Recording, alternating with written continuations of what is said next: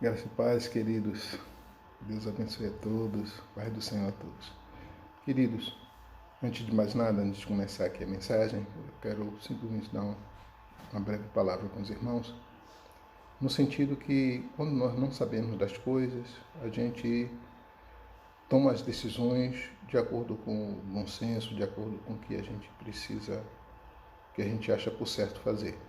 Porém, sabendo, sendo alertado, que foi o nosso caso, nós somos alertados que o vírus possivelmente já está na nossa região e, em função disso, a gente teve que tomar a resolução de parar os cultos presenciais e voltar de novo aos cultos virtuais, a mensagem virtual.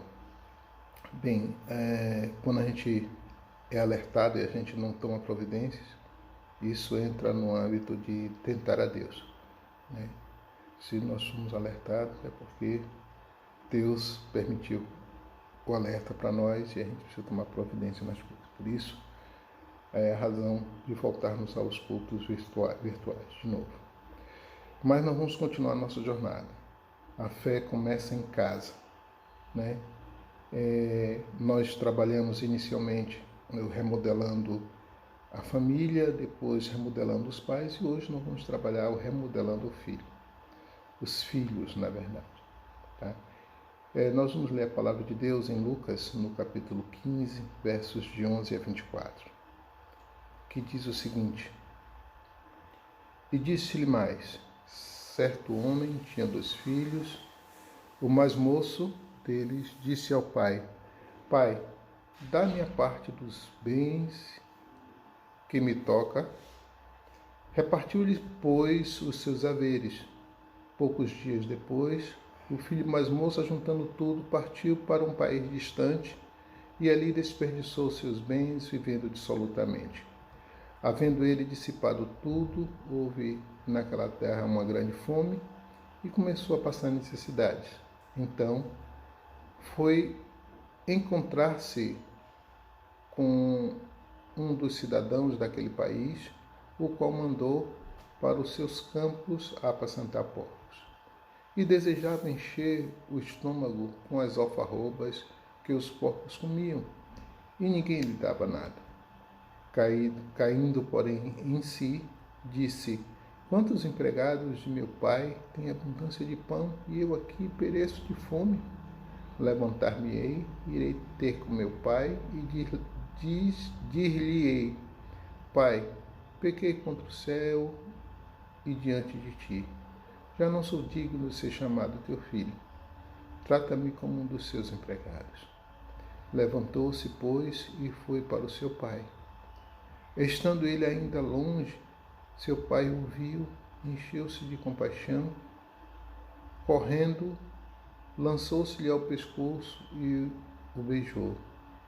E disse-lhe o filho, Pai, pequei contra o céu e diante de ti. Já não sou digno de ser chamado teu filho. Mas o pai disse aos seus servos, trazei depressa a melhor roupa e vestilho, e põe um anel no dedo e alparca nos pés. Trazei também o bezerro cevado e matai-o. Comamos e regozijemo-nos, porque este meu filho estava morto e reviveu, tinha se perdido e foi achado, e começou a regozijar-se. Amém? Essa parábola do filho pródigo, né? Esse título, filho pródigo, o pródigo, isso não é bíblico, é um título que foi colocado a posteriori. Aliás, todos os títulos, todos os temas que foram colocados na Bíblia foram acréscimos, não é originário bíblico, não. Tá? A palavra pródigo, ela quer dizer, ela tem por definição aquele que desperdiça os seus bens, que gasta muito mais do que necessário, gastador, esbanjador. Esse é um dos significados. Mas existe um outro significado também, que o pródigo é aquele que é generoso ao dar, liberal e magnânimo, né? Então, essa parábola do filho pródigo podia ser chamada parábola do pai pródigo, né? Que se encaixa perfeitamente no que Deus fez por nós ao dar o seu filho. João 3,16 diz: porque Deus amou o mundo de tal maneira que deu o seu Filho unigênito para que todo aquele que nele crê não pereça, mas tenha vida eterna. Romanos 8,32 diz assim: aquele que nem mesmo o seu próprio Filho poupou, antes o entregou por nós, como não nos dará com ele todas as coisas? De sorte que o, o, o pai ali que de certo modo faz uma certa alusão a Deus, né? Jesus quer que a gente entenda o que Deus fez por nós, né? Deus permitiu, a gente quis a nossa independência, foi através de Adão, né? Adão levantou a espada e deu o grito de independência ou morte, né? E Deus permitiu, só que Deus espera que nós retornemos para Ele, né?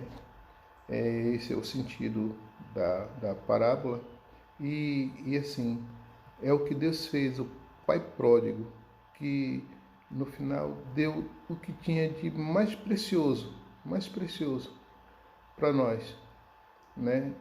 Que foi o seu filho, para que nós fôssemos resgatados para ele, né? O pai, ele deu tudo. Ele dividiu os seus bens, deu para um filho, deu para outro, ficou sem nada, né? Na verdade. Ele ainda estava no comando, mas ele ficou sem nada. Ele deu o que ele tinha de precioso, né? Então, esse é somente um esclarecimento apenas, né?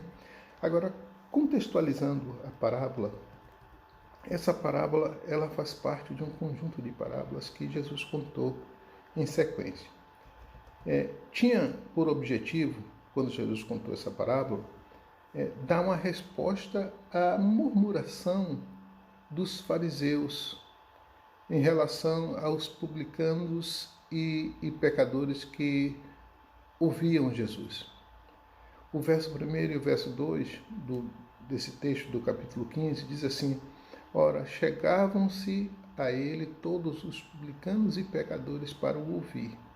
E os fariseus e os escribas murmuravam, dizendo: este recebe pecadores e come com eles.